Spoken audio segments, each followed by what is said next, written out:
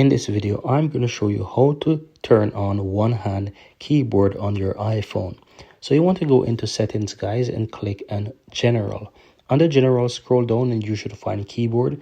You click on that, you will see a section here that says one-hand keyboard is currently off. Now, if you click on that, you can either use a left or a right keyboard.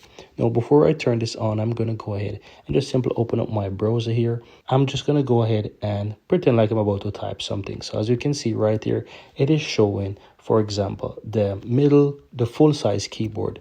Now, if I go back into settings and turn on left, you will see when I open up my browser that it's now showing to the left side. And as you can see, the same goes if I go back and I select right. You will see that when I open the keyboard, it is now into the right.